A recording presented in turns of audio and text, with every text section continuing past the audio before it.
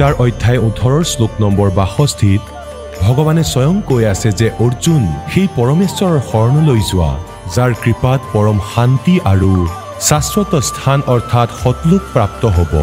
সেই পৰমেশ্বৰ কোন হয়, ক'ত আছে, কেনেকুৱা জানিবৰ কাৰণে নিশ্চয় শুনক জগতগুৰু তত্ত্বদৰ্শী সন্ত ৰামপাল দেৱ মহাৰাজৰ অমৃত বচন। সৰ্বপবিত্ৰ ধৰ্ম পবিত্ৰ শাস্ত্ৰৰ আধাৰত পৰমাত্মাইটো বিচাৰিছিলে যে এওঁ চিধা হওক, যিকোনো ধৰণে যিকোনো প্ৰকাৰে ইয়াৰ এই বেমাৰ ওলাই যাওক, যি লেতেৰা ভৰি আছে। গতিকে বহি পৰিলে তাতে। এতিয়া আগৰ জ্ঞানখিনি শুনা। কালি তুমি গীতাৰ 7ম অধ্যায় পঢ়িছিলা। 7ম অধ্যায়ৰ 12ৰ পৰা আৰম্ভ কৰি 15লৈকে আৰু 20ৰ পৰা 23লৈকে এই শ্লোকত যিসকলক তুমি পূজা কৰা, এই তিনিওটা গুণৰ পৰা তুমি শংকৰ আৰু বিষ্ণুদেৱৰ, তমগুণ শংকৰ আৰু সৎগুণ বিষ্ণুদেৱৰ পূজা কৰা তুমি।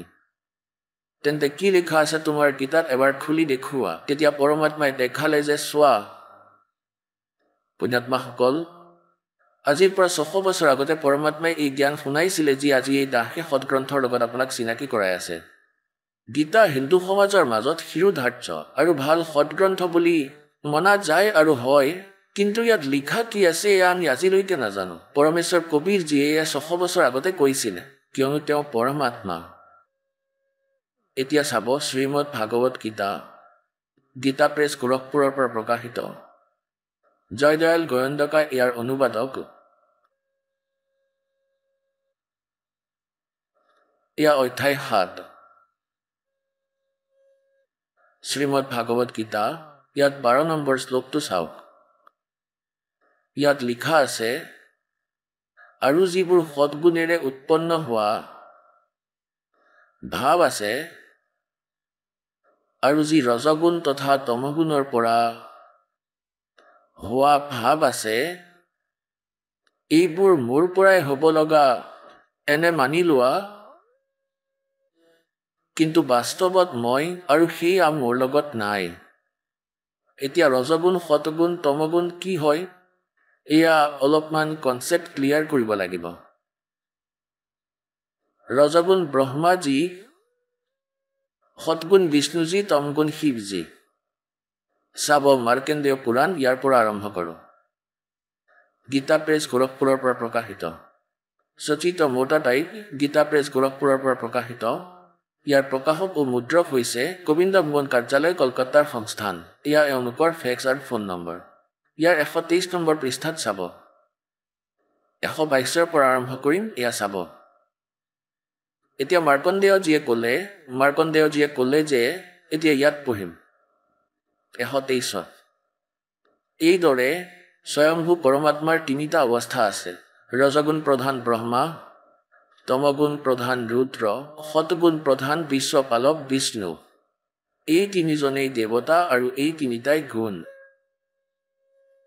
স্পষ্ট হৈ গ'ল। ব্ৰহ্মা বিষ্ণু মহেশ্বৰেই কোৱা বা তিনিটা গুণ কোৱা, লাগিলে ৰজগুণ কোৱা, সৎগুণ কোৱা বা তমগুণ কোৱা, এই তিনিজনেই দেৱতা আৰু এই তিনিটাই গুণ। ইয়াতকৈ আৰু ভালকৈ কনচেপ্ট ক্লিয়াৰ আৰু ক'তোৱে হ'ব নোৱাৰে, তথাপিও আৰু দেখুৱাম। এতিয়া ইয়াক কোৱা হয় যে এই তিনিটা গুণ যিয়ে আছে ইয়াৰ নিমিত্ত কাৰণ ময়েই হয়। কালে কৈ আছে, গীতাৰ জ্ঞান শ্ৰীকৃষ্ণত প্ৰৱেশ কৰি কোনে কৈ আছে, এয়া কালেই কৈ আছে। আৰু এয়া কৈ আছে যে এয়া যি হৈ আছে ৰজগুণৰ পৰা, ব্ৰহ্মাৰ পৰা উৎপত্তি, অৰ্থাৎ সকলো জীৱ এই ৰজগুণৰ ইনজেকশ্যন লাগি যোৱাৰ প্ৰভাৱতেই আমি সন্তান উৎপত্তি কৰোঁ। ইয়াত যি টি কৰাৰ যি ইচ্ছা কৰোঁ, এয়া ৰজগুণৰ প্ৰকোপত, শ্ৰী ব্ৰহ্মাজীৰ প্ৰকোপত। আৰু আকৌ স্থিতি যি মমতা মোহত আবদ্ধ হৈ আছে, এয়া জীৱৰ হাতত নাই। আকৌ সংহাৰ তমগুণে অৰ্থাৎ শিৱজীৰে। এই তিনিওজনেই কয় যে ময়ে ইয়াৰ মুখ্য কাৰণ। মোৰ বাবে হৈছে, কাৰণ তেওঁক অভিশাপ লাগি আছে 1 লাখ মানৱধাৰী প্ৰাণীৰ ভোজন কৰাৰ। কয় যে এই তিনিওজনৰে নিমিত্ত কাৰণ ময়েই হয়, কিন্তু মই ইয়াৰ পৰা বাহিৰত পৃথক 21 নং ব্ৰহ্মাণ্ডত আৰু এই এখন ব্ৰহ্মাণ্ডৰ অন্তিম স্তৰত থাকোঁ, গুপ্ত স্থানত। ইয়াৰ বাবে চাওক শিৱপুৰাণ, সংক্ষিপ্ত শিৱপুৰাণ। আৰু এয়া গীতা প্ৰেছ গোৰখপুৰৰ পৰা প্ৰকাশিত। ইয়াৰ অনুবাদক হ'ল হনুমান প্ৰসাদ পোদ্দাৰ। গীতা প্ৰেছ গোৰখপুৰৰ পৰা ই প্ৰকাশিত আৰু মুদ্ৰিত। ইয়াৰ 110 নম্বৰ পৃষ্ঠাত আপোনালোকক দেখুৱাম। ৰুদ্ৰ সংহিতা আৰু সংক্ষিপ্ত শিৱপুৰাণ, পৃষ্ঠা 110 আৰু নৱম অধ্যায় সমাপ্ত হয় ইয়াৰ শেষত। এই প্ৰকাৰে ব্ৰহ্মা, বিষ্ণু তথা ৰুদ্ৰ এই তিনিওজন দেৱতাৰে গুণ আছে। ৰজগুণ ব্ৰহ্মা, সৎগুণ বিষ্ণু, তমগুণ শিৱ তথা শংকৰ। কিন্তু শিৱক গুণাতীত মানা হৈছিলে, এওঁলোকৰ পৰা পৃথক গুণাতীত। এয়া কাল হয়, সদাশিৱ কোৱা, মহাশিৱ কোৱা, কাল কোৱা, কালৰূপী ব্ৰহ্ম কোৱা, এওঁ বেলেগ হয়। শ্ৰীমদ দেৱী ভাগৱত আৰু কনচেপ্ট ক্লিয়াৰ কৰোঁ, যি সংস্কৃত সহিতাত আৰু বম্বে শ্ৰীকৃষ্ণ দাস ভেংকটেশ্বৰ প্ৰেছৰ পৰা মুদ্ৰিত। এয়া চাব। শ্ৰীমদ দেৱী ভাগৱত হয় এয়া, অৰ্থাৎ শ্ৰীমদ দেৱী ভাগৱত সভাসাতিকম সমাহাত্ম্যম, খেমৰাজ শ্ৰীকৃষ্ণ দাস প্ৰকাশন, বোম্বাই 4। ইয়াৰ পৰা প্ৰকাশিত। ইয়াত সংস্কৃততো আছে। ইয়াৰ আমি তৃতীয় স্কন্ধ চাম, অৰ্থাৎ শ্ৰীমদ দেৱী ভাগৱতে ভাষাতিকায়তে তৃতীয় স্কন্ধ প্ৰাৰম্ভতে। ইয়াৰ 11 নম্বৰ পৃষ্ঠালৈ আমি আহোঁ। পঞ্চম অধ্যায়ৰ এয়া 11 নম্বৰ পৃষ্ঠা। পঞ্চম অধ্যায়ৰ 8 নম্বৰ শ্লোকটো পঢ়োঁ। ইয়াত সংস্কৃতো লগতে আছে। ইয়াত কথা সমাপ্ত হৈ যায়, কোনোবাই কৈ নহয়। ইয়াত পঞ্চম অধ্যায়ৰ 7 নম্বৰ শ্লোক, 8 নম্বৰ শ্লোক, 7 নম্বৰ ইফালে আছে। হে মাতা, যদি আমাৰ ওপৰত সদায় আপুনি দয়াযুক্ত হয়, শংকৰ ভগৱানে কৈ আছে, তেন্তে তমগুণত মোক কেনেকৈ প্ৰদান কৰিছে? ব্ৰহ্মা ৰজগুণ আৰু হৰি সতগুণ যুক্ত কোন প্ৰকাৰে কৰা হৈছে? কিয় যুক্ত কৰা হৈছে? কিয় কৰা হৈছে? এতিয়া আমি ইয়াত 8 নম্বৰটো চাওঁ, সংস্কৃতটো চাওঁ, কিয়নো এয়া দেৱনাগৰী লিপি হয়। এয়া 7 নম্বৰটো ইয়াত সমাপ্ত হ'ল, 8 নম্বৰটো আৰম্ভ হৈছে। यदि দয়াদ্ৰমনা ন সদা অম্বিকে কথমহম বিহিতস্য। শংকৰ ভানে কয় যে, যদি আপুনি মোৰ ওপৰত দয়াযুক্ত হয়, তেন্তে এনেকুৱা ভুৱা কুকৰ্মত মোক কিয় লগাই আছে? আৰু কিয় আমাক এটা এটা গুণ বনাই দিলে? আমাৰ দ্বাৰা নহ'ব। কথমহম বিহিতস্য, কোন প্ৰকাৰে বনাই দিলে? তমগুণ আৰু কমলজয়, অৰ্থাৎ কমলৰ পৰা উৎপন্ন হোৱা ব্ৰহ্মাদেৱক ৰজগুণ সম্ভৱ, ৰজগুণ কিয় বনাই দিলে? সুবিহিত কিমো সতগুণো হৰি, বিষ্ণুদেৱক আপুনি সতগুণ কিয় বনাই দিলে? এতিয়া এইটো ফাইনেল হৈ গ'ল যে গীতাৰ এই পবিত্ৰ গ্ৰন্থত আমি বুজিব পাৰিম সেইটো কোড ৱৰ্ড হয়। আৰু কোড ৱৰ্ড কেৱল টিচাৰে বনাব পাৰে, ষ্টুডেণ্টে বুজি নাপায়। আমাৰ যিজন টিচাৰ আছিলে, যাক আমি বিদ্বান ভাবিছিলোঁ, যি সংস্কৃত জানিছিলে, তেওঁ আধ্যাত্মিক জ্ঞানহীন আছিল। তেওঁলোকৰ চকুত চানি পৰিছিলে অজ্ঞানতাৰ। এতিয়া দেখুৱাম এই সৎগ্ৰন্থই আমাক কি ক'ব বিচাৰিছে। এই শ্ৰীমদ ভাগৱত গীতা, যি অলপ আগতে আপোনালোকক দেখুৱাইছিলোঁ, অধ্যায় 7, আমি পুনৰ সেই 12 নম্বৰ শ্লোকটো পঢ়োঁ। এইটো হৈছে 12 নম্বৰ শ্লোক। আৰু যি সৎগুণৰ পৰা উৎপন্ন হোৱা ভাৱ আছে, আৰু যি ৰজগুণ তথা তমগুণৰ পৰা উৎপন্ন হোৱা ভাৱ আছে, এই সকলোবোৰ মোৰ পৰাই হ'ব, এইটো জানি লোৱা। কিন্তু বাস্তৱত এয়া মোৰ লগত আৰু মই ইয়াত নাই। আগলৈ চাই যাওঁ। 13 নম্বৰত কি কৈছে? গুণৰ কাৰ্যৰূপ সাত্বিক, ৰাজস আৰু তামস, এই 3 প্ৰকাৰৰ ভাৱৰ পৰা সকলো সংসাৰ প্ৰাণী সমুদায় মোহিত হৈ আছে। এই 3 গুণৰ পৰা ওপৰত ৰজগুণ ব্ৰহ্মা, সতগুণ বিষ্ণু, তমগুণ শিৱৰ ওপৰৰ মই অবিনাশীজনক নাজানে। ইয়াত কালে কয় যে ব্ৰহ্মা বিষ্ণু মহেশ্বৰৰ বাহিৰে মোক নাজানে, সম্পূৰ্ণ সংসাৰ এওঁলোকতেই সীমিত। এতিয়া 14 নম্বৰ শ্লোকত কি কোৱা হৈছে, কিয়নো এই অলৌকিক অৰ্থাৎ অতি অদ্ভুত ত্ৰিগুণময় মোৰ মায়া ৰজগুণ ব্ৰহ্মা, সতগুণ বিষ্ণু আৰু তমগুণ শিৱৰ দ্বাৰা বিয়পোৱা এই জাল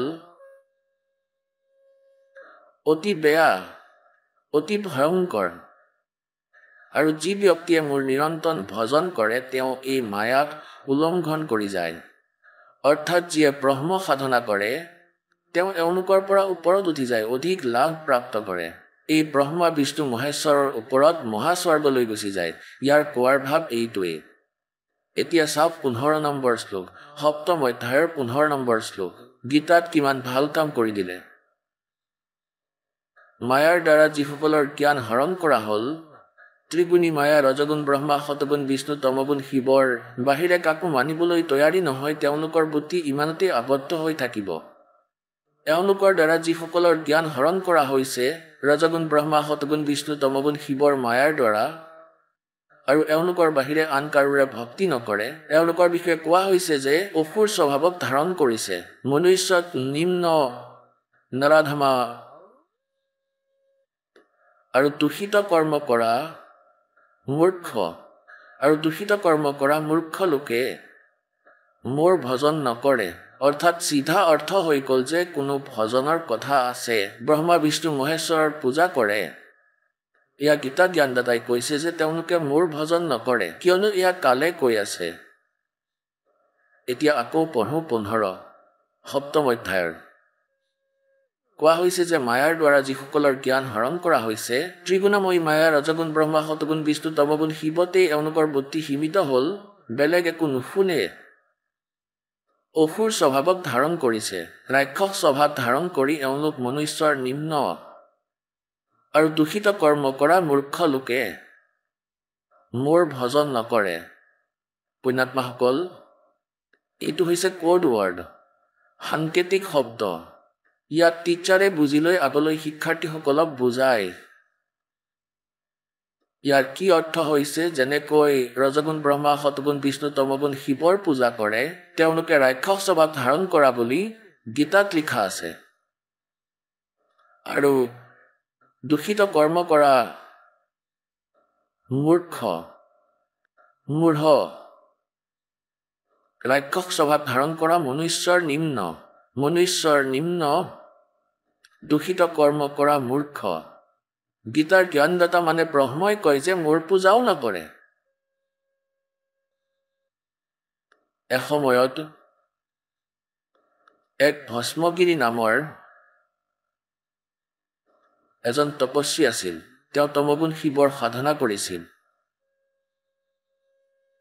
আৰু ভগৱান শিৱৰ দ্বাৰৰ সন্মুখত ধৰ্ণা কৰিছিলে, ওপৰলৈ ভৰি আৰু তললৈ মূৰটো দি। শীৰ্ষাসনত 12 বছৰলৈকে থাকিলে।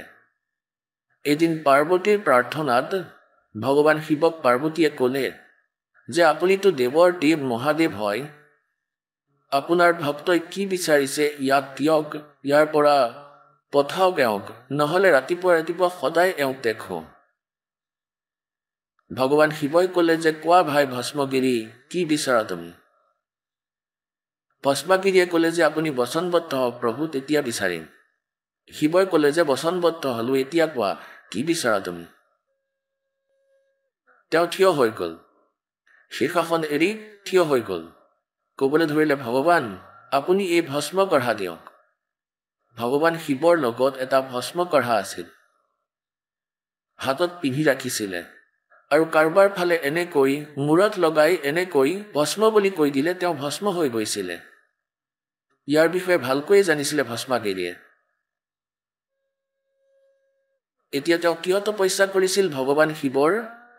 যে পাৰ্বতীক মই পত্নী বনাম, ভস্ম কঢ়া লৈ শিৱক মাৰিম। যেতিয়াই ভগৱান শিৱই কঢ়া উলিয়াই দিলে আৰু ক'লে যে লোৱা পুত্ৰ, ভগৱান শিৱই এনেকৈ ভাবিছিলে যে জংঘলত থাকে, অসুৰৰ পৰা নিজৰ সুৰক্ষাৰ কাৰণে লৈছে চাগে। ভগৱান শিৱই এয়া জনা নাছিলে যে এয়া তেওঁৰ শত্ৰু হয়, ভক্ত নহয়। হাতলৈ কঢ়া অহাৰ লগে লগেই ক'লে যে শংকৰ সাৱধান, তোমাক মাৰিম। পাৰ্বতীক পত্নী বনাম। এতিয়া যেতিয়া এই মনোভাৱ সলনি হোৱা দেখিলে ভগৱান শংকৰে তমগুণ খং কৰে আৰু নিজৰ পূজাৰীৰ পৰা ভগৱান শিৱই তাৰ পৰা আকৌ আঁতৰি গ'ল। এশৰ বেগেৰে পলাই গুচি গ'ল, দৌৰিব ধৰিলে। পিছে পিছে ভস্মাগিৰি, আগে আগে ভগৱান, পাছে পূজাৰী, আগে ভগৱান, আৰু ফাৰ ওলাই আছে তাতে। এতিয়া কোৱা হয় পাছত বিষ্ণু ৰূপত পৰমাত্মা আহিল পাৰ্বতী ৰূপত, আৰু তেওঁ ক'লে যে ভস্মাগিৰি ৰ'বা, কিয় পলাই আছা? তুমি মোৰ বাবেইতো এয়া প্ৰয়ত্ন কৰি আছা, লৈ যোৱা।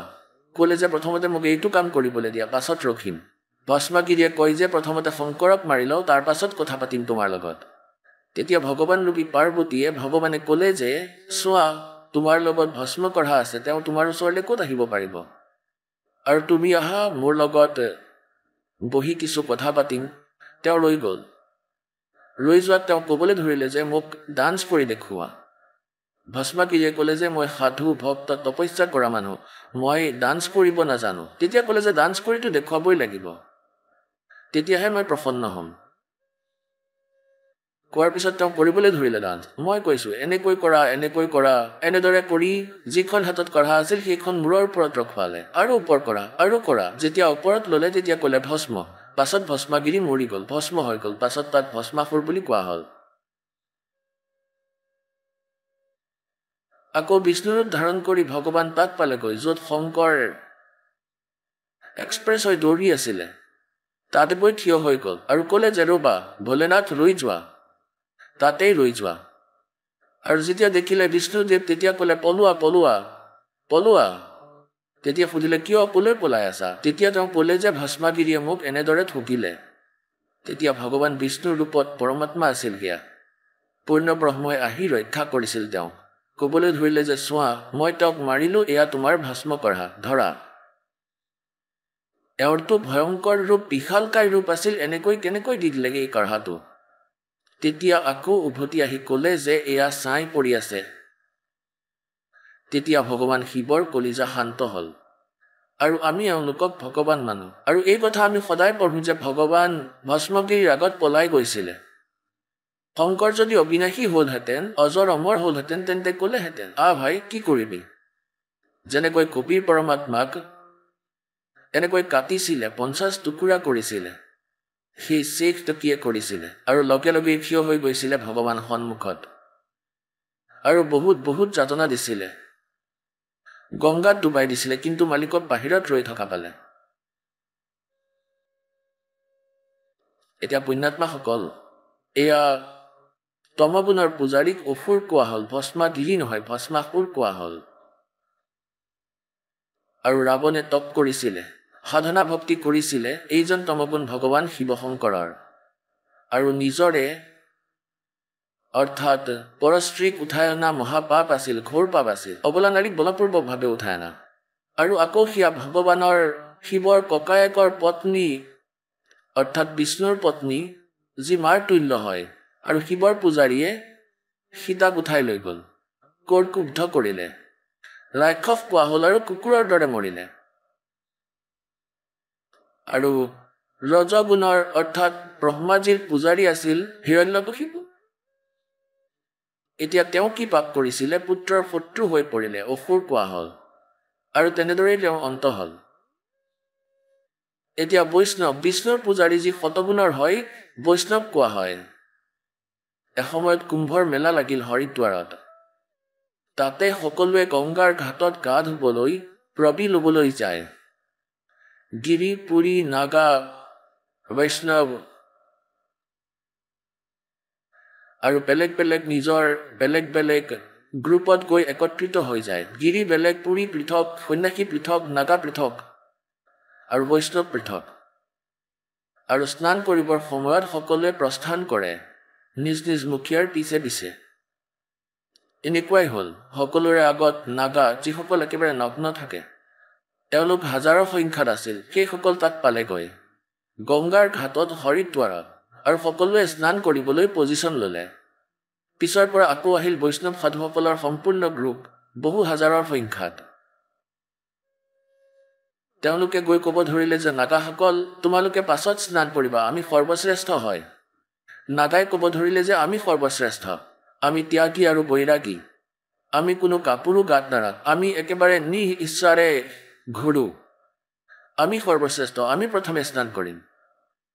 বৈষ্ণৱ সাধুৱে ক'বলৈ ধৰিলে আৰে পশুৰ দৰে তোমালোকে নগ্ন থাকা, তোমালোকে খোজ কৰি হাত নোধোৱা, আঁতৰ হোৱা, বাহিৰ ওলোৱা, আমি ধুম প্ৰথমতে, আজি তোমালোকে প্ৰথম গা ধোৱা হৈ পৰিলা। কোৱাৰ ভাৱ এইটোৱে যে গংগাও পাহৰি গ'ল, ভগৱানো মনত নাথাকিল। লাঠি ডাণ্ডা লৈ তীৰ উলিয়াই ল'লে, তৰোৱাল উলিয়াই ল'লে, ইজনে সিজনক কাটিবলৈ ধৰিলে। 25,000 এই ত্ৰিগুণ উপাসক তাতে কটাকটি কৰি মৰি গ'ল। তেন্তে ইয়াক কৰ্মকাৰ, অসুৰ স্বভাৱ ধাৰণ কৰা, মনুষ্যৰ নিম্ন দূষিত কৰ্ম কৰা মূৰ্খ। গংগাৰ পানী লেতেৰা হৈ যাব, 2 মিনিটৰ পিছত গা ধুই লোৱা তোমালোকে, কোনো কথা নাই, আমি বহিম। এজন সাধাৰণ মানুহতকৈ নিজ এওঁলোকৰ কেৰেক্টাৰ। যদি আপুনিও গংগা স্নান কৰিবলৈ কেতিয়াবা গৈছে, দলে বলে গ'লে, আমিও গৈছিলোঁ, কোনোবাই আহি ক'লে ময়ো গা ধুম, তেতিয়া কওঁ যোৱা, তেওঁকো স্থান দিছিলোঁ, আহক আপুনিও ধুই লওক। সাধাৰণ মানুহৰ ব্যৱহাৰো ইয়াতকৈ ভাল, আৰু আমি এওঁলোকক মহাত্মা বুলি কওঁ। এওঁলোকৰ ওচৰত দীক্ষা ল'বলৈ যাওঁ, এওঁলোকৰ পৰা মুক্তি বিচাৰোঁ। এই বিষয়ে পৰমেশ্বৰে সূক্ষ্মবেদত কৈছে, तीर तुपक तलवार कटारी जम धड़ जोर बधावे हैं, और हर पैड़ी हर हेथ ना जाना वहां जा तेग चलावे हैं, और काटे शीस नहीं दिल करुणा ये जग में साध को आवे हैं, और जो जन इनके दर्शन को जावे उनको भी नरक पठावे। কোৱা হয় যে হৰ কি পৰি কৈ ভগৱানৰ নাম লয়, দয়া মুঠিও নাই, নিজৰ মাজতে কটামৰা কৰি আছে, আৰু তিনি কটাৰ পিছতো মনত কৰোণা নাই। জগতত নিজকে সাধু বুলি কয় মহাত্মাই,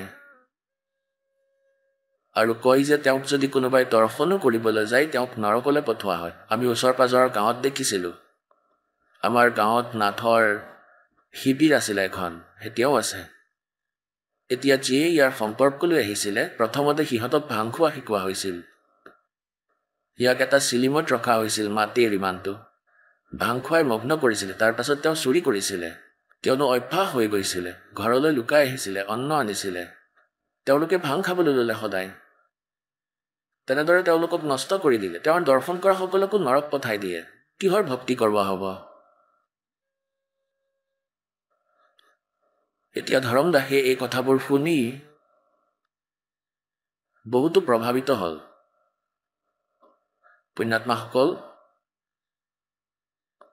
বহুতো কিবা পৰমাত্মাই তেওঁক বুজালে। সেই মৰমীয়াল আত্মাই একেবাৰে মনোযোগেৰে শুনিলে, কিন্তু এই মন পুৰণা ৰং সোনকালে গুচি নাযায়। বহু সময় শুনাই আকৌ কিবা এনে কথা কৈ দিলে ধৰম দাসজীয়ে যে মহাত্মাজী, আপুনিতো বহুত কঠোৰ কথা কৈ আছে, এওঁলোকৰ পূজা কৰা সকল কি নিষ্কৰ্মা হয়? পৰমাত্মাই ক'লে মইতো নাই কোৱা, আপোনাৰ গীতাই কৈ আছে। কোৱা ভাৱ এইটোৱেই যে ধৰম দাসজীয়ে পুনৰাই পৰমাত্মাৰ বাক্যত অৰুচি ব্যক্ত কৰিলে। অৰুচি ব্যক্ত কৰাত পৰমাত্মা কবিৰ পৰমেশ্বৰজী পুনৰ অন্তৰ্ধান হৈ গ'ল। অন্তৰ্ধান হ'লত তেওঁ পুনৰ কান্দিবলৈ ধৰিল, আকৌ কান্দিবলৈ ধৰিলে আৰু ক'লে যে হে প্ৰভু, মোৰ ভুল হৈ গ'ল। ইমান ভাল জ্ঞান দিলে আৰু সকলো সঁচা প্ৰমাণ দিলে, এতিয়া কিয়নো আমি ইমান শ্ৰদ্ধালু হয়, আমি এইসকল ভগৱানক যি পূজা কৰিছিলোঁ, এওঁলোকৰ বিষয়ে আমি একো শুনাই পচন্দ নকৰিছিলোঁ কিছুদিনলৈ। কিন্তু পুণ্যাত্মাসকল, যদি কোনোবাই দন্তকথা শুনায়, নিজৰ মহিমা ব্যৰ্থ বনায়, তেন্তে সেয়া শুনিব নালাগে।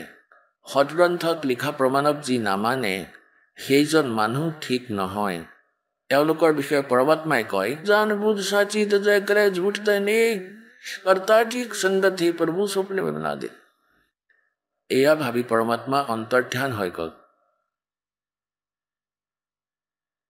এতিয়া ধৰমদাসৰ সন্মুখত আন্ধাৰ নামি আহিল, আৰু পুণ্যাত্মাসকল, যি পৰমাত্মাক সৰ্বসুখ দাতা বুলি কোৱা হয়, সেই পৰমাত্মা য'ত প্ৰকট হৈ যায়, কমপক্ষেও 100 কিলোমিটাৰ দূৰলৈকেতো শান্তি প্ৰকট হৈয়ে যায় আৰু তেওঁতো এওঁৰ একেবাৰে লগতে বহি আছিল। যেনেকৈ কাৰোবাৰ হাতত গৰম পানী অথবা চাহ পৰি গ'লে তাত কিমান যন্ত্ৰণা হয় আৰু তাৰ ওপৰত বৰফৰ টুকুৰা এটা ৰাখিলে কেনে অনুভৱ হয় যে ইয়াৰ ওপৰত একোৱেই নাই, শান্ত হৈ পৰে। এনে দশা হয় ভগৱান যেতিয়া তেওঁৰ ওচৰত থাকে। তেওঁৰ সিমানেই শান্তি লাগিছিলে। পৰমাত্মা আঁতৰ হোৱাৰ মাত্ৰই সি আকৌ যন্ত্ৰণা। যেনেকৈ ৰৈ ৰৈ ইফাল সিফালৰ কথা এয়াহে সেয়াহে এনেকুৱা কৰি দিওঁ, এয়া জুই হয়, সকলোৰে ভিতৰত চলি আছে, প্ৰাণী নিজৰ নিজৰ জুইত।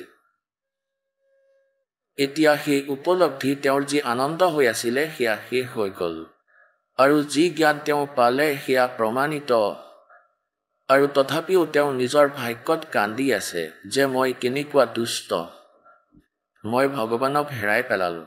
এতিয়া আকৌ কান্দিব ধৰিলে, অৱশেষত ত্যাগ কৰিলে, উভতি যাব ধৰিলে নিজৰ ঘৰৰ ফালে। আৰু কি কোৱা হয় পৰমাত্মাৰ বাণীত লিখা আছে, তাৱা रोवत धर्म निनागर कहाँ गए मेरे सुख के सागर अधिक वियोग हुआ हमसे चीज जैसे निर्धन की लुट गई खेती कल्प करे और मन में रोवे दसों दिशा को वो मग रोवे। এতিয়া কান্দি আছিলে, ক'লে হে ভগৱান বেগ মেলো কৰো अपघाता अब ना जीवो सुनो विधाता। এতিয়া ধৰমদাসজীয়ে এনেকৈ চালে যে ভগৱান মোৰ পিছফালেতো নাই, ওপৰত আকাশততো ক'তো দেখা পোৱা নাই। কোৱা হয় গলত কৰে অৰ মন মে ৰোৱে দসো দিশা কো वो मग रोवे। চাৰিওফালে চাই আছে 10 দিশত, ওপৰ ফালে তল ফালে, আৰু কৈ আছে বেগ মেলো কৰো अपघाता मैं ना जीवो सुनो विधाता। হে পৰমাত্মা সোনকালে দৰ্শন দি দিয়ক, এতিয়া মই আৰু জীয়াই নাথাকিম, আত্মহত্যা কৰিম। কান্দি কান্দি ঘৰ আহি পালে।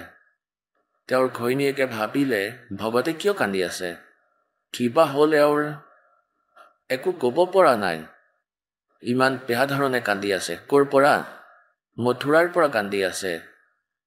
বান্ধৱগড় আহি পালে এমপিত, 800 কিলোমিটাৰ। 2 দিন 3 দিন যাবলৈ লাগিছিলে হয়তো।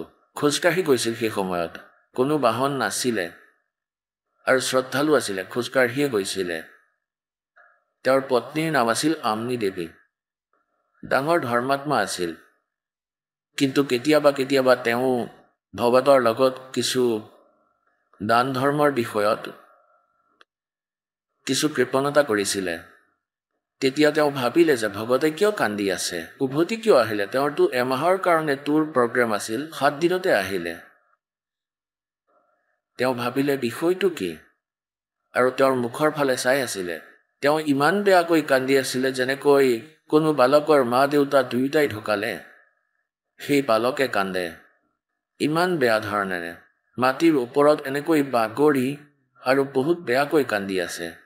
তেওঁ ভাবিলে আমাৰ কি হ'ল, ইমান সোনকালে কেনেকৈ আহিলে। আমনিয়ে ভাবিলে হয়তো কোনোবা ঠগে তেওঁৰ পইচা টকা লুটিলে আৰু মই কৃপণ হওঁ। বহুবাৰ এওঁক কৈ দিছিলোঁ যেতিয়া তেওঁ ভ্ৰমণত গৈছিলে, খালী হাতেৰে কথা কাটিছিলোঁ যে সন্তানে কি খাব, ইমান দান নকৰিব। এতিয়া তেওঁ ভাবিলে যে এওঁ এই কাৰণে কান্দি আছে যে এওঁৰ টকা পইচা কোনোবাই লুটি ল'লে, কোনোবা ঠগে, যিখিনি যাত্ৰাৰ বাবে লৈ গৈছিলে।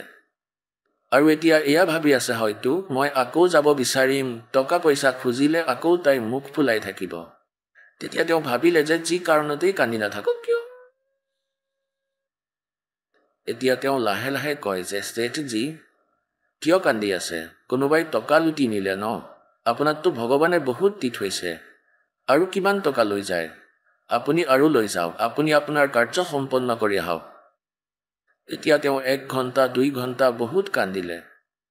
লাহে লাহে শান্ত হৈ কান্দি কান্দি ক'লে যে আমনি, যদি মোৰ এই ধন হেৰাই গ'লহেঁতেন, ভৌতিক ধন কোনোবাই চুৰ কৰিলে হয়, মই নাকান্দিলোঁ হয়, আকৌ লৈ গ'লো হয়। কিন্তু মোৰ এতিয়া এনে ধন হেৰাইছে যাক মই এতিয়া হয়তো নাপাওঁ, আৰু এয়া নাপালে মই জীয়াই থাকিব নোৱাৰিম। আমনিয়ে সুধিলে যে এনেকুৱা কি ধন আছিল আপোনাৰ? আৰু এই কথা শুনি তেওঁ পিছফাললৈ চাই তেওঁ আকৌ জোৰে জোৰে কান্দিব ধৰিলে। কান্দি কান্দি অলপ দেৰি পিছত যেতিয়া তেওঁ স্বাভাৱিক হ'ল, শান্ত হ'ল, গোটেই কথা ক'ব ধৰিলে। পৰমাত্মাই যি জ্ঞান শুনাইছিলে সেয়া সকলো শুনালে আৰু সৃষ্টি ৰচনা শুনাইছিলে পৰমাত্মা কবীৰদেৱে। এতিয়া ইমান সময় নাই আজিৰ সৎসংগত, নহ'লে এয়াও শুনালো হয়, কাইলৈ শুনাম। এতিয়া তেওঁ এয়া সকলো শুনালে আৰু নিজৰ লগত ঘটা ঘটনাবোৰ ক'লে যে এনেকৈ ৰুটি বনাইছিলোঁ, তাৰ ওপৰত পৰুৱা জ্বলি গৈছিল আৰু সেই পৰুৱা সকলো জীৱিত কৰি দিলে, মোৰ পাপ কাটিলে। এতিয়া আমনিয়ে ক'লে, ইমান ভাল জ্ঞান আৰু স্বয়ং ভগৱানে দিব আহিছিলে, আপুনিতো বেপাৰীহে, আপুনিতো বিজনেছমেন আছিলে, এই চুক্তি কেনেকৈ হাৰিলে? এতিয়া ধৰমদাসে ক'লে যে জীৱনত প্ৰথমবাৰ মই হাৰিছোঁ চুক্তিত। আজিলৈকে হৰাৰ মুখ দেখা নাছিলোঁ, এইবাৰ মই হাৰি গ'লোঁ চুক্তিত। আৰু এই লোকচান হয়তো মোৰ এই জীৱনত পূৰ্ণ নহ'ব আৰু মই জীয়াই থাকিব নোৱাৰোঁ। যিবোৰ সাধনা আমি কৰিছিলোঁ এইবোৰ এক অন্নৰ সমানো নহয়। সন্মুখত ৰাস্তা নাই, ঘোৰ আন্ধাৰ হৈ পৰিল, মই এতিয়া কেনেকৈ জীয়াই থাকোঁ ভক্তিমতী? আমনিয়ে ক'ব ধৰিলে, আপুনিতো ভুল কৰি দিলে। ব্ৰহ্মা বিষ্ণু মহেশ্বৰ ক'তনো আমাৰ আত্মীয় আছিলে আৰু তেওঁলোকে ক'তনো আমাক সদায় লগ কৰিছিলে? আমি শুনা কথাবোৰতেই তেওঁলোকৰ ওপৰত আশ্ৰিত আছিলোঁ। আৰু ইমান ভাল জ্ঞান আপোনাক প্ৰমাণ দি কৈ গ'ল, আপুনি তেওঁৰ ভৰিত ধৰিব লাগিছিলে। তেওঁ ক'ব ধৰিলে যে এই ভুলতেইতো কান্দি আছোঁ, এতিয়া যেতিয়া ভগৱান আহিব তেওঁৰ ভৰি এইবাৰ এৰি নিদিওঁ। এনেদৰে ছমাহ পাৰ হৈ গ'ল তেওঁলোকৰ। ধৰমদাসজীয়ে না কিবা খাই, কষ্টেৰে এফালমান ৰুটি সদায় কষ্টেৰে তেওঁৰ পত্নীয়ে তেওঁক খুৱায় আৰু তেওঁৰ কাম কাজত কোনো ৰুচিয়েই নাই। আগতেতো ভক্তি কৰিছিলে তেওঁ গোটেই দিনটো, এতিয়া সেয়াও নকৰে। ৰাতিপুৱা বহি পৰে দুৱাৰ মুখত, বাহিৰত, গেটত আৰু দূৰলৈ এনেকৈ চাই থাকে, যেনেদৰে ভিলমীয়ে শ্ৰীৰামৰ অপেক্ষা কৰিছিলে। এতিয়া কোনোবা যদি দূৰৈৰ পৰা অহা দেখে তেওঁ দৌৰি ওলাই যায় তেওঁৰ ওচৰলৈ, যে হয়তো মহাত্মা আহিছে। আৰু এবাৰ পুণ্যাত্মাসকল, যিজনৰ ইচ্ছা আপোনালোকৰ হৈ যায়, সাধাৰণ মানুহকো তেওঁৰ দৰেই দেখিব ধৰে। তেওঁৰ ওচৰলৈ গৈ দেখে যে নহয়, এওঁতো নহয়। তাৰ পাছত এদিন খবৰ পালে যে মহাত্মা এজন বহি আছে জংঘলত। গাঁও চহৰৰ বহু মানুহ গৈ আছে তেওঁৰ দৰ্শন কৰিবলৈ। ভগতজীও তালৈ গ'ল, ধৰমদাসজী। এতিয়া দেখিলে যে হ'ব পাৰে তেওঁই মহাত্মা হ'ব পাৰে, কিন্তু তেওঁৰ জ্ঞানেৰহে পৰীক্ষণ হ'ব। ধৰমদাসজীয়ে প্ৰশ্ন কৰিলে সেই সাধুক পৰীক্ষা ল'বলৈ, যদি মহাৰাজদেৱ হয় তেতিয়াহ'লে পিছত প্ৰশ্ন সুধিম, টু দি পইণ্ট উত্তৰ দিব। তেওঁ ক'লে যে মহাৰাজজী, মই কিছু প্ৰশ্ন সুধিব বিচাৰোঁ। ধৰমদাসে ক'লে। সেই সাধু মহাত্মাই ক'লে, সোধা বোপাই। তেওঁ ক'লে, ব্ৰহ্মা বিষ্ণু মহেশ্বৰৰ মাতা পিতা কোন হয়? সেই সাধুৱে ক'লে যে আৰে এইটো কেনেকুৱা কথা সুধিছা, তেওঁলোকৰ কোনো মাতা পিতা নাই, অজৰমৰ হয়, সৰ্পেশ্বৰ হয়, মহেশ্বৰ হয়। তেতিয়া তেওঁ জানিব পাৰিলে যে এওঁ নহয়। মনতে ভাবিলে যে এয়াতো ৰং নাম্বাৰ হয়, উঠি গুচি আহিলে। এনেকৈ আৰু ছমাহ পাৰ হ'ল। তেতিয়া পৰমাত্মাই তেওঁৰ পত্নীৰ মাজলৈ প্ৰেৰণা আনিলে। তেওঁৰ পত্নীয়ে ক'লে, মোৰ ভগত, আপোনাৰতো ওজনো আধা হৈ গ'ল, এনেকৈতো আপুনি মৰি থাকিব। ভগৱান যেতিয়া আপোনাৰ পৰা আঁতৰিছিলে কিবা এটাতো কৈছিলে, কেনেকৈ পালে তেওঁক? তেতিয়া তেওঁ ক'লে, তেওঁ কৈছিলে যে য'ত ধাৰ্মিক ভাণ্ডাৰ আছে, যজ্ঞ হয়, সাধনা কৰা হয়, য'ত ভকতসকল একলগ হয়, কোনোৱে ভাণ্ডাৰা কৰিলে মই অৱশ্যেই যাওঁ।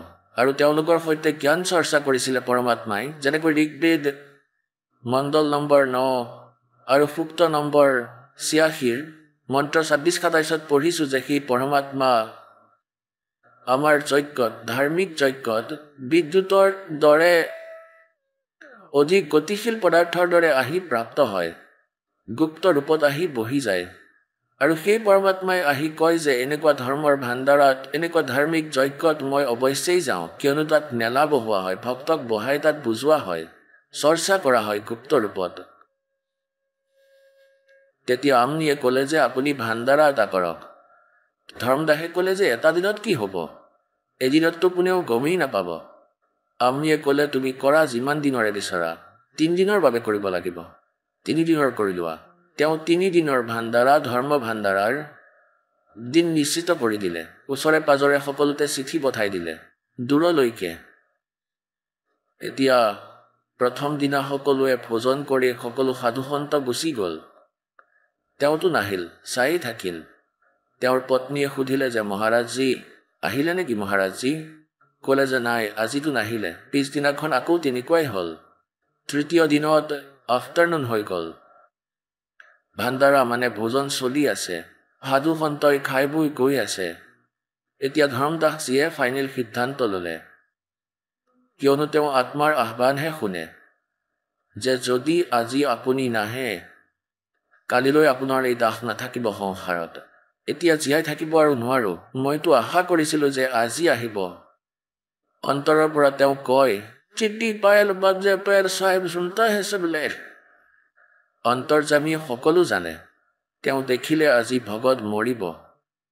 এতিয়া আৰু নাবাচে, কিয়নো ফাইনেল সিদ্ধান্ত আছিলে এই ভাণ্ডাৰা সম্পূৰ্ণ হ'ব আৰু মই আত্মঘাত কৰিম। আকৌ ক'ব ধৰিলে, বেগ মেলো কৰো আপঘাতা মে না জিও শুনো বিধাতা। সেই সময়ত যি 10-20 জন ভগত, 50-60 জন ভগতে ভোজন কৰি আছিলে, এয়া সেই মহাত্মা যাৰ কথা কৈ আছিলো এতিয়া। আৰু সেই সময়তে এজোপা কদমৰ গছ আছিলে, প্ৰায় 200 ফুট দূৰত, য'ত ভাণ্ডাৰা চলি আছিলে। তাতে আহি সেই জীৱিত মহাত্মাৰ ৰূপত তাত আহি বহি পৰিলে। ধৰ্মদাসজীয়ে চাই আছিলে প্ৰতি পলে ইফালে সিফালে। যেতিয়া চকু গ'ল যে মহাৰাজজী তাত বহি আছে, খালী ভৰিৰে এনেকৈ দৌৰি গৈ তেওঁ খুব ধ্যানেৰে চালে আৰু তেওঁৰ চৰণত এনেকৈ সাৱটি ধৰিলে, এনেকৈ যেনেকৈ এজন ল'ৰাই নিজৰ মাতা পিতাক সাৱটি ধৰে। আৰু এনেকৈ চালে আৰু ক'লে, ভগৱান এতিয়া আৰু এৰি নাযাব। হে পৰমাত্মা, এতিয়া আপুনি যি কয় তাকেই শুনিম। তেতিয়া পৰমেশ্বৰে ক'লে যে ধৰ্মদাস, প্ৰথমতে তেওঁলোকক পৃথক কৰা, নকলে সকলক, তেতিয়া কথা পাতিম আমি। এতিয়া নহয়, এইবাৰ নাযাওঁ বাপাই, নাযাওঁ, মোৰ বিশ্বাস কৰা। এতিয়া তেওঁ এবাৰ আগুৱাই যায় আৰু তেওঁ ফালে চায়, আৰু যি কৰিবলগীয়া আছিলে সেইখিনি সোনকালে কৰি পৰমাত্মাক ক'লে যে এয়া আপোনাৰ দাসৰ কুটিৰ হয়, আহক ইয়ালৈ, ভিতৰত কথা পাতিম। ভিতৰলৈ লৈ গ'ল ভগৱানক। যেনেকৈ বহাৰ সাধন দিলে, নিজৰ ঘৈণীয়েকক মাতিলে, আহা দৌৰি আহা, আমনি, মোৰ ধন পাই গ'লো। দুইজনে এখনকৈ ভৰি ধৰি বহি পৰিলে। তেতিয়া আমনিয়ে ক'লে, ভগৱান আপোনাৰ সন্তান, এওঁতো বহুত কোমল আত্মাৰ হয়, এওঁক মই সান্তনা দি থাকিলো, নহ'লেতো কেতিয়াবাই মৰিলে হয়। হে ভগৱান, আপুনিতো অন্তৰ্যামী হয়, ইমান দুখী কৰিব নালাগিছিলে আপুনি নিজৰ সন্তানক। তেতিয়া পৰমাত্মাই ক'লে যে আমনি, এওঁ কালৰ টুট হৈ আছিলে, ইয়াক মই 2বাৰ লগ কৰিলোঁ। ই সকলো কথা মানিলে, পিছত কালে ক'ৰবাত নহয় ক'ৰবাত গাঁঠি লগাই দিলে। মই ইয়াৰ লগতেই আছিলোঁ, ইয়াক মৰিব নিদিওঁ, নহ'লে কেতিয়াবাই মৰিলে হয়। ইয়াৰ বল উলিয়াই ল'লোঁ, ইয়াৰ লোহা গৰম কৰিলোঁ। লোহা গৰম নোহোৱাকৈ তাৰ ওপৰত আঘাত কৰি একো লাভ নহ'ব। এতিয়া ইয়াৰ অন্তঃকৰণ চাফা হৈ গ'ল। আজি পুত্ৰী মই যি কওঁ ই সকলো মানিব, আৰু এই সত্য ইয়াৰ হৃদয়ত প্ৰৱেশ কৰিব। সেয়েহে অলপমান দেৰি কৰিলোঁ। এতিয়া পুণ্যাত্মাসকল তেওঁ সমৰ্থ হয়। কোৱা হয়, মেৰি শৰণ হে তাকা হুঁ দাস,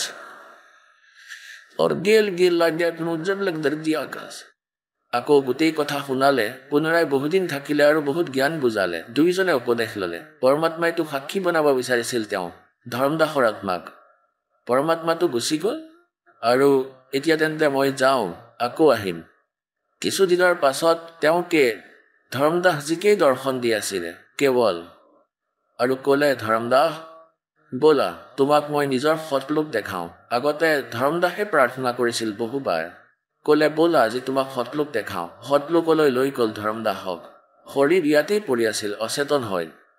3 দিন হৈ গ'ল আত্মীয় স্বজন একত্ৰিত হৈ গ'ল গাঁওবাসী একত্ৰিত হৈ গ'ল চহৰৰ পৰা মানুহ আহিব ধৰে যে কি হ'ল নাজানো কি বেমাৰ হৈ গ'ল অজ্ঞান হৈ পৰি আছে কোমাত গুচি গৈছে তৃতীয় দিনা পৰমাত্মাই ওপৰৰ সকলোবোৰ দেখালে গোটেই সতলোক দেখালে তাৰ স্থিতি দেখালে যি তাত থাকে হংসলোক তাৰ পৰিৱেশ দেখালে সতলোকৰ যে ইয়াত কেতিয়াও বৃদ্ধাৱস্থা নাহে ইয়াত কোনো দুখ নাই ইয়াত কাৰো মৃত্যু নহয় তুমি ইয়াতেই আছিলা আৰু নিজৰ ভুলত তুমি গুচি গ'লা এতিয়া ধৰ্মদাসে কয় যে ভগৱান মোক ইয়াতেই ৰখাই দিয়া এতিয়া পুনৰাই পঠাই নিদিবা প্ৰভু মোক ইয়াতেই ৰাখা मत भेजो महाराज काल की न देरी है मुझे राख लियो महाराज काल की न देरी है मुझे मत भेजो महाराज हमसे बिगड़ी है তাত গৈ গম পোৱা গ'ল সঁচাকৈ আমি বেয়া কাম কৰিলো তাৰ পৰা গ'ল কি কাৰণত গ'ল আৰু কান্দিলে বহুত বেয়া অৱস্থা কৰি দিলে ভগৱান পুনৰ নপঠাব খুবেই বেয়া স্থান তেতিয়া পৰমাত্মাই ক'লে তুমি যোৱা বোপাই ইয়ালৈ এনেকৈ অহা নাযায় এনেকৈতো মই সকলোকে লৈ আহিব পাৰোঁ তোমালোক নিজ ইচ্ছাৰে গৈছিলা নিজ ইচ্ছাৰে উভতি আহিবা আৰু ইমানেই ধনী হৈ আহিবা যিমান ধনী ইয়াৰ পৰা হৈ গৈছিলা যিমান ধনী তুমি ইয়াত আছিলা ভক্তিৰ শক্তিৰ তলতো সিমানেই গোটাব লাগিব ইয়াৰ বাবে মই এটা মন্ত্ৰ দিম তুমি যোৱা তালৈ আৰু মন্ত্ৰ দিম সৎ নামৰ ইয়াৰ স্মৰণ কৰিবা ইয়াৰ ভক্তিৰ ধনেৰে তুমি পুনৰ ঘূৰি আহিবা এনেকৈ নহ'ব বোপাই তৃতীয় দিনা যেতিয়া পুনৰ আত্মা এৰি দিলে তেতিয়া তেওঁ সাৰ পালে তেতিয়া তেওঁ গম পালে যে ভগৱানটো সেই কাশীত থাকে সতলোকত গৈ গম পালে তাৰ পৰা খোজকাঢ়ি ৰাওনা হ'ল বেনাৰসত গৈ পালে ৰামানন্দ দেৱৰ ওচৰলৈ তেওঁৰ পৰা গম পালে যে কবিৰ মোৰ শিষ্য হয় কিন্তু মোৰ গুৰুও হয় তেতিয়া মালিকক তাত লগ পালে তেতিয়া আকৌ ক'লে যে হে ভগৱান আপুনি মোৰ চকু খুলি দিলে পৰমাত্মা দীক্ষা দিয়ক পুনৰ নতুনকৈ মালিকে উপদেশ দিলে সৎ নাম দিলে এওক মুক্তি দিলে সাৰ নাম দিলে আৰু তেওঁৰ কল্যাণ কৰিলে কোৱা সৎগুৰুদেৱৰ জয় হওক পৰম পিতা পৰমাত্মা পূৰ্ণ ব্ৰহ্ম সৰ্ব সৃষ্টিৰ ৰচয়িতা সৰ্ব উৎপাদকৰ প্ৰভু এই পৰম পূজ্য কবিৰ পৰমেশ্বৰজী এওঁ আমি সকলো আত্মাৰ জনক হয় এওঁই আমাৰ মালিক হয় আমি নিজৰ ভুলৰ বাবে আমি ইয়াত কালৰ জালত আবদ্ধ হৈ পৰিলো আৰু আমি এনেকুৱা লোকত প্ৰৱেশ কৰিলো যে ইয়াত জীৱ সুখী হ'ব নোৱাৰে ইয়াত সুখ নামৰ বস্তু নাই পৰমেশ্বৰ পূৰ্ণ ব্ৰহ্ম পৰম অক্ষৰ ব্ৰহ্ম কবিৰ দেৱজী কবিৰ চাহেবজী যি বেনাৰসত কাশীত এক শিপিনীৰ ভূমিকাৰে 120 বছৰলৈকে এই ধৰাতলত থাকিলে এজন সাধাৰণ মানুহৰ লীলা কৰে এই পৰমাত্মা তিনি স্থিতিত সৰ্বব্ৰহ্মাণ্ডৰ স্থিতি চম্ভালিছিলে যেনেকৈ পৰমেশ্বৰৰ এক বহুত তেজময়ী স্বৰূপ আছিলে এওঁ সতলোকৰ ভিতৰত বিৰাজমান আৰু বহুত ডাঙৰ কুমজ হয় বহুত ধুনীয়া এটা যেনেকৈ মন্দিৰৰ দৰে এটা পৰমাত্মাৰ স্থান হয় ইয়াৰ মাজতে পৰমাত্মাৰ সিংহাসন আছে আসন আছে আৰু তাতে পৰমেশ্বৰ কবিৰ দেৱজী যি আমাৰ সদৃশ হয় মনুষ্য সদৃশ এওঁৰ শৰীৰ তেওঁৰ এটা নোমৰ গুৰিত কোটি সূৰ্য কোটি চন্দ্ৰ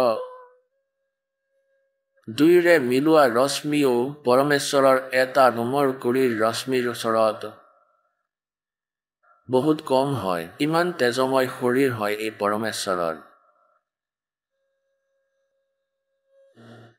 আৰু যেতিয়া এই পৰমাত্মাই আমাক ইয়াত সদ্বুদ্ধি দিবলৈ আহে যথাৰ্থ জ্ঞান দিবলৈ আহে তেতিয়া নিজৰ অন্য ৰূপ ধাৰণ কৰি লয়। সেই ৰূপটো তাতেই থাকে। এটা বেলেগ ৰূপ ধাৰণ কৰি লয় পাতল তেজপুজৰ। যদি সেই পৰমাত্মা সেই তেজময় শৰীৰযুক্ত হৈ আহি যায়, তেনেহ'লে আমাৰ চকু বন্ধ হৈ পৰিব, যেনেকৈ ফেঁচাই সূৰ্যক চাব নোৱাৰে। ঠিক সেই প্ৰকাৰে আমাৰ এই চৰম দৃষ্টি পৰমাত্মাৰ সেই উজ্জ্বল শৰীৰৰ প্ৰকাশক সেই উজ্জ্বলতাক চাব নোৱাৰে, সহ্য কৰিব নোৱাৰে। সেইকাৰণে পৰমাত্মা পাতল তেজপুজেৰে নিজৰ শৰীৰক সৰল আৰু পাতল কৰি ইয়ালৈ আহে। আৰু ইয়ালৈ অহাৰ তেওঁৰ দুটা স্থিতি আছে। এটাটো এটা যুগত তেওঁ সম্পূৰ্ণ জীৱন জীয়াই যেনেদৰে এজন সাধাৰণ মানুহৰ জন্ম হয়,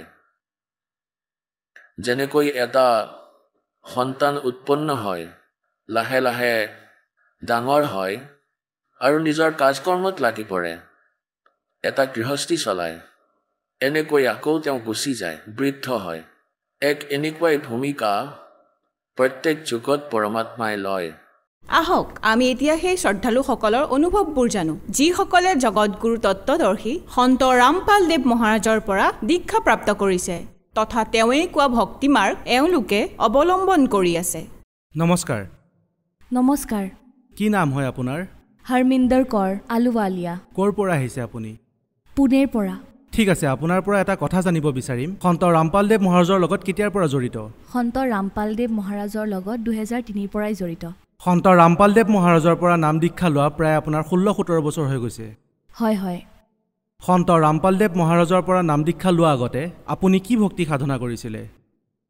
যেতিয়া মোৰ বিয়া হোৱা নাছিলে তাৰ আগতে আমি গুৰুদ্বাৰা গৈছিলোঁ, আৰু বিয়াৰ পিছতো গুৰুদ্বাৰলৈ গৈছিলোঁ আৰু মন্দিৰলৈও যোৱা কৰিছিলোঁ। দেৱী দেৱতাসকলৰো পূজা কৰিছিলোঁ আৰু গুৰুদ্বাৰাও গৈছিলোঁ। ব্ৰত আদিও ৰাখিছিলে? হয় হয়, ব্ৰতো ৰাখিছিলোঁ। আপুনি এটা কথা কওক, যিহেতু আপুনি ভক্তি সাধনা কৰি আছিলে, তেন্তে সন্ত ৰামপাল দেৱ মহাৰাজৰ পৰা নাম দীক্ষা কিয় ল'লে? মোৰ হাজবেণ্ডৰ এটা সময় এনেকুৱা আহিছিল যে মোৰ হাজবেণ্ডৰ কামত বহুত প্ৰব্লেম হৈ গৈছিলে। তেখেতৰ যিজন পাৰ্টনাৰ আছিলে তেখেতে তেওঁক ফাঁকি দি কোম্পানীৰ পৰা ওলাই গৈছিল।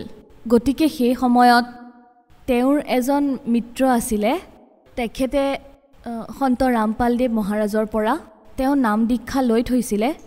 তেওঁ এওঁক পালে, গতিকে তেওঁ সন্ত ৰামপাল দেৱ মহাৰাজৰ বিষয়ে ক'লে আৰু তেতিয়া এওঁক সেই সময়তে তাৰে টিকেট কৰাই 2 দিনৰ পাছত গুচি গৈছিলে।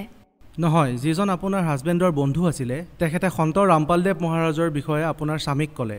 এনেকুৱা কি কথা আপোনাৰ স্বামীক ক'লে তেওঁৰ বন্ধুৱে যে তেখেতে তৎক্ষণাত মান্তি হ'ল যে ইমান দূৰলৈ আহি সন্ত ৰামপাল দেৱ মহাৰাজৰ পৰা নাম দীক্ষা ল'ব লাগে? মোৰ হাজবেণ্ড এবাৰ তেওঁ তালৈ গৈছিলে, তেতিয়া তেওঁ বৰ দুখত আছিলে। তেতিয়া তেওঁৰ মিত্ৰই তেওঁক সুধিলে যে কি কথা হ'লনো, আপোনাক বৰ দুখিত যেন লাগিছে। তেতিয়া এওঁ ক'লে যে মোৰ ওপৰত বেংকৰ বহুত ধাৰ আছে আৰু ঘৰো বেংকৰ মানুহে ঘৰৰো পেপাৰ ৰাখি থৈছে, গতিকে এতিয়া একোৱেই ৰাস্তা দেখা পোৱা নাই। কি কৰোঁ, বহুতো মন্দিৰলৈ গৈ আৰু আন ঠাইত গৈও চালোঁ। তেতিয়া তেওঁ ক'লে যে আপুনি সন্ত ৰামপাল দেৱ মহাৰাজৰ ওচৰলৈ, তেওঁৰ আশ্ৰমলৈ এবাৰ গৈ চাওক, আপোনাৰ সকলো সমস্যা তাতেই সমাধান হৈ যাব। গতিকে মোৰ হাজবেণ্ডে 2 দিনৰ পাছতে সন্ত ৰামপাল দেৱ মহাৰাজৰ ওচৰলৈ গুচি গ'ল। তাত গৈ তেওঁ আশ্ৰমলৈ গৈ যেতিয়াই গুৰুদেৱক লগ পালে আৰু নাম দীক্ষা ল'লে, তেতিয়া তেওঁৰ সকলো কথাৰ জ্ঞান হৈ গ'ল যে আমি যিবোৰ ভক্তি কৰি আছিলোঁ সেয়া ভুল আছিল, আৰু যি সন্ত ৰামপাল দেৱ মহাৰাজৰ দ্বাৰা উল্লেখ কৰা ভক্তিহে সেয়াহে পূৰ্ণ ভক্তি আছিল। গতিকে তাৰ পাছত তেওঁ যেতিয়া নাম দীক্ষা লৈ ঘৰলৈ উভতিল, তাৰ পিছতে লাহে লাহে এওঁৰ বেংকৰ মানুহে কাগজবোৰ উভতাই দিলে ঘৰৰ আৰু কোম্পানীৰ, আৰু তাৰপিছত সকলো ঠিক হৈ আহিল। তেওঁ বাহিৰলৈ গৈ অৰ্ডাৰ ল'বলগীয়া হোৱা নাছিল। কোম্পানীত বহি বহিয়ে অৰ্ডাৰ আহিবলৈ ধৰিছিল। চাওক, এনেকুৱা কেনেকৈ হ'ব পাৰে যে আপোনালোক আৰ্থিক সমস্যাৰ লগত যুঁজি আছিলে? আৰ্থিক সমস্যাও এটা বহুত ডাঙৰ সমস্যা। আপুনি কৈছেই যে আপোনাৰ ফেক্টৰী আৰু ঘৰৰ কাগজ বেংকক আপুনি দিব লগা হৈছিলে। তাৰপিছত হঠাতে আপোনাৰ যি আৰ্থিক সমস্যা সেয়া ঠিক হ'বলৈ ধৰে। গতিকে আপুনি এইটো কিয় মানিলে যে আপোনাৰ যি লাভ হৈ আছে সেয়া সন্ত ৰামপালদেৱ মহাৰাজৰ পৰা নাম দীক্ষা লোৱাৰ পিছতহে হৈছে? আমি সকলো ঠাইতে, মন্দিৰত, গুৰুদ্বাৰত, সকলো ঠাইতে গৈ সকলো পূজা ব্ৰত সকলো কৰি চাইছিলোঁ, কিন্তু ক'তো এনেকুৱা লাভ পোৱা নাছিলোঁ।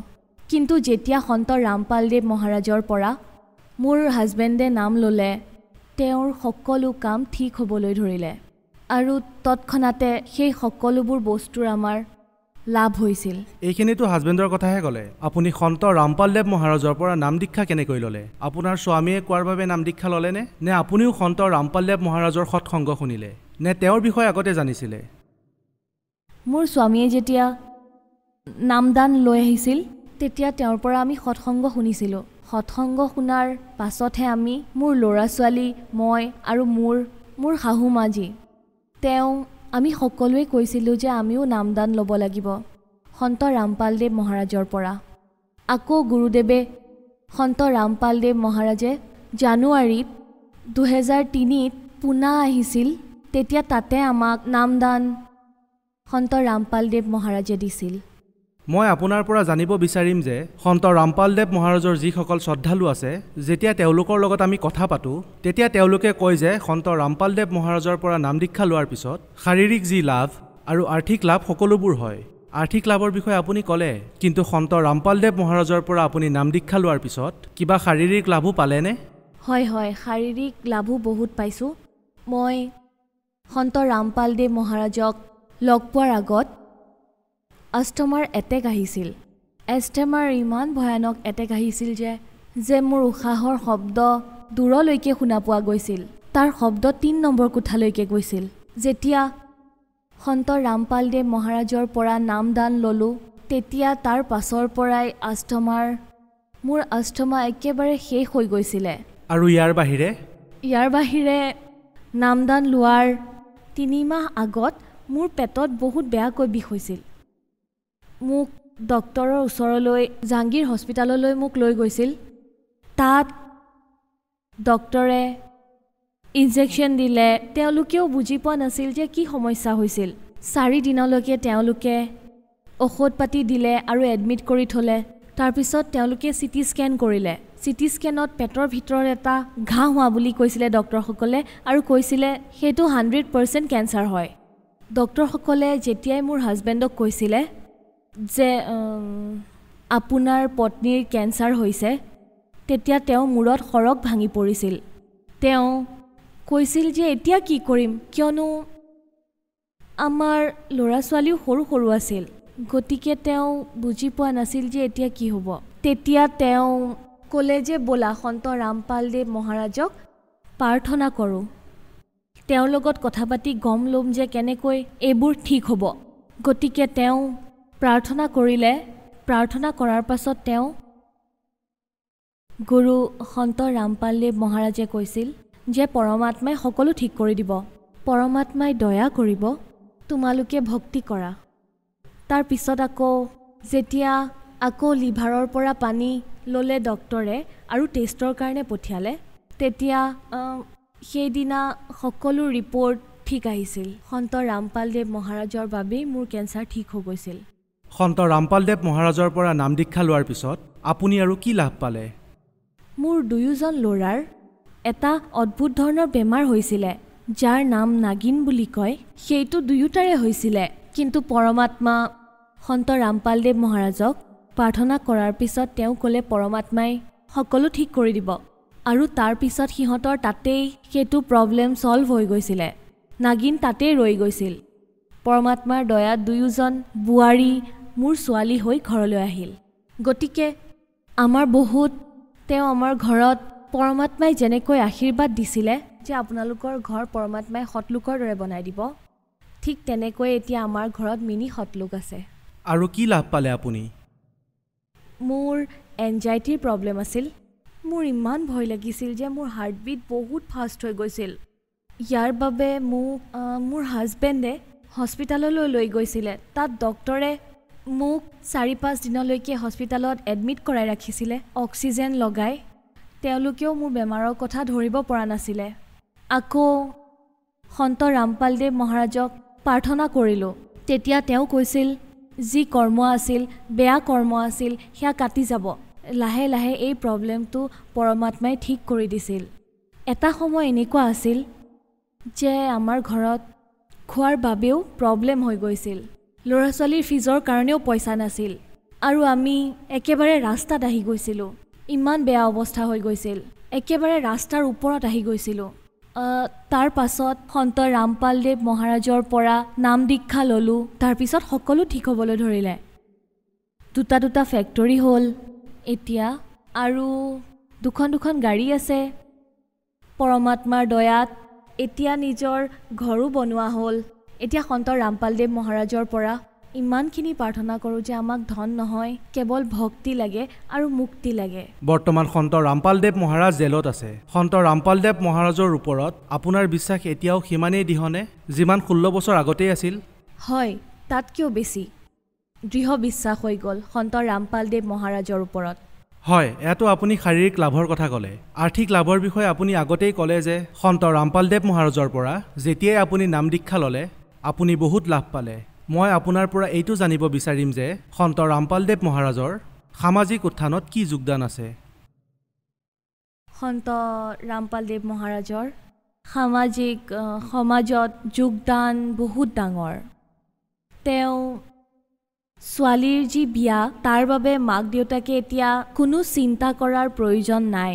সন্ত ৰামপালদেৱ মহাৰাজৰ দয়াত মোৰ 2জন পুত্ৰৰ বিয়া বিনা যৌতুকৰে এটকাও নোলোৱাকৈ ভালকৈ হৈ গৈছিল। চাওক, কথাটো এনেকুৱা, যৌতুক নিদিয়াকৈতো এনেও বহুত বিয়া হয়, কিন্তু জীয়ৰীসকলৰ ওপৰত পিছলৈ বহুত সমস্যা আহি পৰে আৰু পৰিয়ালে যৌতুক খুজিবলৈ আৰম্ভ কৰে। পিছত আকৌ সেই একে পৰিস্থিতি আহি থিয় হয়। মই আপোনাৰ পৰা এইটো জানিব বিচাৰিম, কাৰণ বহুত মানুহ এনেকুৱাও আছে যিসকলে এই কথাটো লৈ একমত নহয়। তেওঁলোকে ভাবে যে পিছত জীয়ৰীসকলৰ ওপৰত সমস্যা আহি পৰে। মই আপোনাক এইটো সুধিব বিচাৰিছোঁ, আপোনাৰ ল'ৰাও যিহেতু বিয়া পাতিছে, তেওঁলোকে বিয়া পতা কিমান বছৰ হ'ল? ডাঙৰ যিজনী বোৱাৰী তাইৰ 10 বছৰ হৈ গ'ল আৰু সৰুজনীৰ 5 বছৰ হৈ গ'ল। গতিকে এতিয়ালৈকে আপোনাৰ ল'ৰাই যিহেতু বিয়া পাতিলে, আপোনালোকে কোনো ধৰণৰ যৌতুক খোজা নাই? নাই, তেওঁলোকৰ পৰা আমি এটকাও যৌতুক লোৱা নাই। এই প্ৰেৰণা আপোনালোকে ক'ৰ পৰা পায়? সন্ত ৰামপালদেৱ মহাৰাজৰ দয়াত এই প্ৰেৰণা পাইছোঁ। কাৰণ তেওঁ যি যৌতুক প্ৰথাক সমাপ্ত কৰাৰ যি প্ৰয়াস কৰিছে, সেয়া দেখি তেওঁৰ পৰা আমি এই প্ৰেৰণা পাইছোঁ যে যৌতুক লোৱা বহুত বেয়া কথা। সন্ত ৰামপালদেৱ মহাৰাজে যি নিচা আঁতৰালে, তাৰ বাবে মই এইটোৱে ক'ব বিচাৰোঁ যে মোৰ ঘৰত মই দেখিছিলোঁ যে মোৰ দেউতাও ড্ৰিংক কৰিছিলে। গতিকে মই সদায় এইটোৱে বিচাৰিছিলোঁ যে মোৰ হাজবেণ্ড যিজন হ'ব তেওঁ যাতে কেতিয়াও ড্ৰিংক নকৰা হওক। সদায় সেয়াই মই ভগৱানক প্ৰাৰ্থনা কৰিছিলোঁ। আৰু মই যিজন হাজবেণ্ড পালোঁ তেওঁ আগৰ পৰাই ড্ৰিংক নকৰিছিল। ভগত সমাজক আপুনি কি বাৰ্তা দিব বিচাৰে? ভগত সমাজলৈ মোৰ এইটোৱেই প্ৰাৰ্থনা যে সন্ত ৰামপালদেৱ মহাৰাজৰ জ্ঞান শুনি আপোনালোকে তেওঁৰ জ্ঞান বুজক আৰু পৰমাত্মাৰ শৰণলৈ আহক। ধন্যবাদ। সৎ চাহেব।